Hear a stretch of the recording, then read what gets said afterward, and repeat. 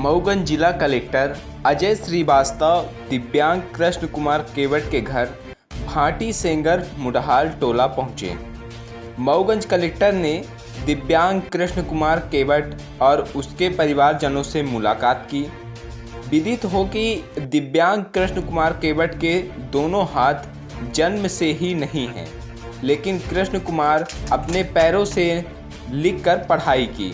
पैरों से ही वह खाना खाता है और पैरों से ही पानी पीता है। इसकी जानकारी जब कलेक्टर अजय श्रीवास्तव को मिली तो आज उसके घर भाटी सेंगर मुडहान बस्ती पहुंच गए, जहां उन्होंने अपनी आंखों से देखा कि एक दिव्यांग जिसके दोनों हाथ नहीं है वह इतना मेधावी है। उन्हें बड़ा आश्चर्य लगा। कृष्ण कुमार 12वीं में 82% मार्क प्राप्त किए था, तब वह सुर्खियों में आया, लेकिन शासन प्रशासन की उपेक्षा के बावजूद वह अपनी पढ़ाई निरंतर करता रहा। इस वर्ष वह स्नातक की परीक्षा पास किया है और पीजीडीसीए का भी कोर्स उसने किया है। दिव्यांग कृष्ण कुमार ने कहा कि वह आईएएस बनना चाहता है, लेकिन उसके पास पढ़ने के साधन नहीं है। कलेक्टर अजय श्रीवास्तव ने उसे आश्वस्त किया कि उसे अपना कार्यालय में कंप्यूटर का कार्य देंगे और घर में पढ़ने के लिए किताबों की भी व्यवस्था करेंगे। कलेक्टर मऊगंज ने दिव्यांग कृष्ण कुमार को मोबाइल देने का वादा किया। कलेक्टर ने कहा कि वह उसकी पूरी सहायता करेंगे। अपने कार्यालय में उसे कोई ना कोई काम देंगे और उसके छोटे भाई को भी पढ़ने के लिए भोपाल में व्यवस्था करेंगे। वहीं परिवार के लोगों को रोजगार मुहैया कराने का भी प्रयास करेंगे। कलेक्टर ने इस आश्वासन पर दिव्यांग कृष्ण कुमार केवट और उसके परिवारजनों ने कलेक्टर को धन्यवाद ज्ञापित किया है और उसे पूरी उम्मीद है कि मऊगंज कलेक्टर अजय श्रीवास्तव ने जो वादा किया है उसे वह अवश्य पूरा करेंगे।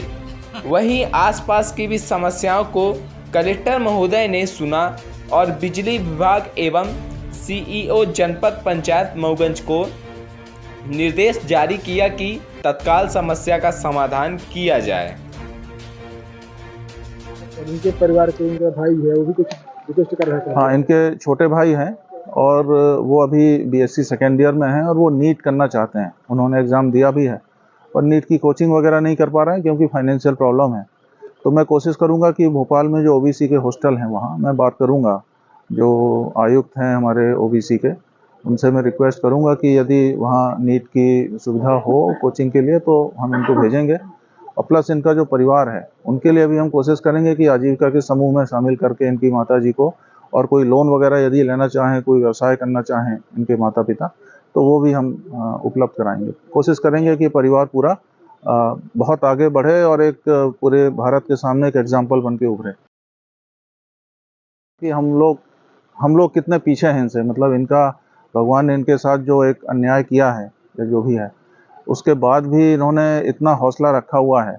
ये हमने अभी देखा है कि पैर से लिखते हैं ये, और पैर से ही पानी पीते हैं, पैर से ही चम्मच से खाना खाते हैं, और इनकी जो दृष्टि है बड़ी क्लियर है। इनको लाइफ में क्या करना है वो दृष्टि इनकी एकदम क्लियर है, विज़न एकदम क्लियर है। अब मूलतः ये चाहते थे कि मैं यूपीएससी करूँ, आईएएस बनूँ, पर जब ऐसा उनकी व्यवस्थाएं ज़्यादा नहीं हो पाई तो उन्होंने कहा कि भाई अब मैं चाहूँगा कि मैं यहाँ रहकर रोज़गार करूँ और अपने परिवार को सपोर्ट करूँ। ये कितना बड़ा इनका इतनी बड़ी सोच है कि इन पर गर्व होता है, हम सबको इन पर गर्व है।